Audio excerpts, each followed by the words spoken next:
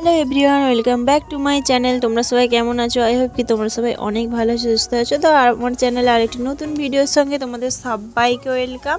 তো তোমরা সবাই কেমন আছো বলো গরমে? এখন তবে একটু গরমটা কম, কিন্তু এখন দেখছি যে প্রচুর চড়া রোদ বেরিয়েছে। তো চলো যাই হোক, তো খাওয়া দাওয়া তো করতেই হবে, গরম বলে তো আর হবে না। তো সেই জন্য হালকা পাতলা কিছু রান্না করছি। আজ বাড়িতে না কেউই নেই সকাল থেকে, তো সবাই যে যার কাজে গিয়েছে, একসাথেই গিয়েছে, তো কাজে গিয়েছে একটা দরকারে। তো সেই জন্য আমি আর দিদা খাবো ভাবলাম। তো তাই জন্য ভাবলাম যে সকালে আমি মানে দুপুরের রান্না করব আলু পোস্ত ভাজা, আর এই যে ভাজা করে নিয়েছি দেখো, আর বড়ি ভাজা করেছি কিছু, আর একটু মুগের ডাল, যেহেতু আজকে নিরামিষই খাবো আমি আর মা। মানে জল ঢালবো না, কিন্তু শিবের পুজো দিতে যাব, তো তার জন্য নিরামিষই খাওয়া হবে। তো সেই জন্য আর দুজন যেহেতু বাড়িতে আছি, তো সেই ভেবে আমি রান্নার জোগাড়টা করছিলাম। তো এই যে আলু ভাজা, বড়ি ভাজা, আর এখানে ডাল করেছি।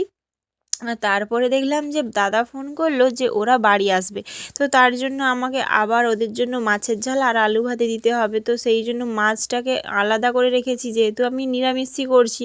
তো তার জন্য আমি আগে নিরামিষই আমাদের রান্নাটা করে নিচ্ছি, তো তারপরে ওদের জন্য মাছের ঝাল করে সরিয়ে রেখেছিলাম।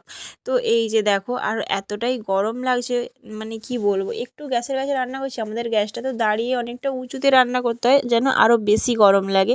তারপরে এই যে দাদারা চলে এসেছে, তো তারপরে ওদেরকে খেতে দিয়ে দিয়েছি। আর এদিকে দেখো কত ফল নিয়ে এসেছে মা আর দাদা মিলে।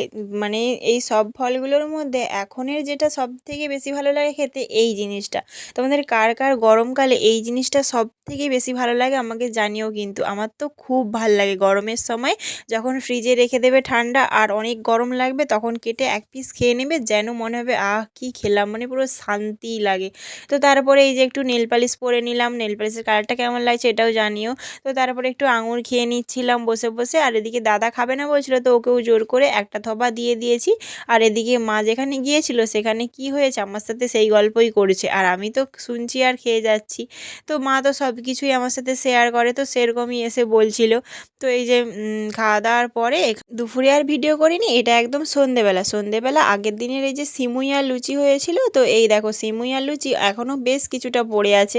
তো তারপরে এটাও নিয়ে বসেছি সন্ধেবেলা খেতে। তো খেয়ে দিয়ে তারপরে ব্লগটা অনেকটা যেহেতু ছোট হয়ে যাবে, তো তার জন্য আমি পরের দিনে না, এই যে হাতে তোলা ছিল, তোমাদের কাদের কাদের হয় তো আমাকে কিন্তু জানিও। তো আমাদের হাতে তোলার পরে এই দিকে যে চলে এসেছি মায়ের রান্নাঘরে, কি রান্না হচ্ছে দেখতে দেখো।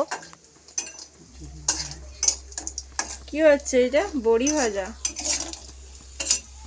বড়ি ভাজা। এদিকে কি করছো? শাক সিদ্ধ হয়ে যেন ভাজবে। তারপরে বাবা তাপ লাগছে, রোদরা কেমন চড়া বেরিয়েছে সেটা বলো। আর এইদিকে হচ্ছে টক ডাল।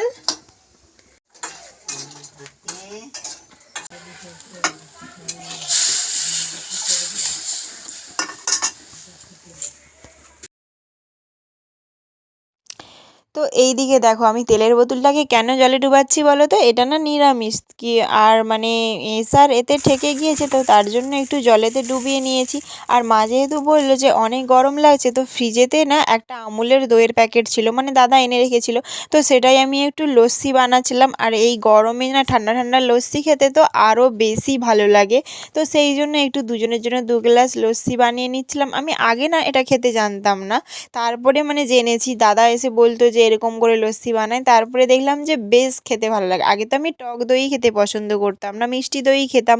তো তারপরে স্বাদ পেয়ে গেছি, ওই যে মানে খাওয়ার না খেলে কখনো বোঝা যায় না যে কেমন কি খেতে। তো তারপরে এই যে দেখো সেই যে টেস্ট পেয়ে গিয়েছি, তো তারপর থেকে টক দই নিয়ে আসতে বলি, আর এলে এরকম লস্যি বানিয়েই খাই। এখন তো আবার আমার এমনি টক দই খেতেও বেশি ভালো লাগে, জানো, ঠান্ডা হতে হবে তবে। তো তারপরে এই যে দেখো লস্যি দুজনের জন্য 2 গ্লাস বানিয়ে নিয়েছি, আর দাদার জন্য একটু রেখে দিয়েছি। এটা তো 20 টাকার প্যাকেট, তো 3 গ্লাসের বেশি লস্যি এতে হবে না। তা আবার বেশি মোটাও কিন্তু হয়নি, পাতলাই হয়েছে। তো যাই হোক, খেতে তো বেশ ভালো হয়েছিল। এদিকে মাকেও একটু দিয়ে দিলাম, 1 গ্লাসই দিয়ে দিলাম, একটু নয়। তো তারপরে মাও একটু খেয়ে নিল, তো তারপরে সেখান থেকে মাকে দিয়েছে, আর আমিও একটু খেয়ে নিলাম। আর মা এখানে বলছিল যে দাদা খাবে বলছিল, তার জন্য রেখেছিস। তো ওই যে মায়েদের মন হয় না, নিজে খাওয়ার আগে তার মানে ছেলেমেয়েরা খেয়েছে কিনা সেটা আগে খোঁজ করে, তো সেই হয়েছে। তো তারপরে মাকে দিয়ে আসার পরে আমিও এখানে একটু খেয়ে নিচ্ছিলাম গুলে। আমাকে একটু বেশি নুন লাগছিল, তো তার জন্য আমি আমি আর একটু দই মিশিয়েছি। তো চলো আজকের মতো ব্লগটা এই পর্যন্তই। তোমাদের কিছু ভালো লেগে থাকলে আমার চ্যানেলটা সাবস্ক্রাইব করে দিও। টাটা, সবাইকে ভালো থেকো, সুস্থ থেকো।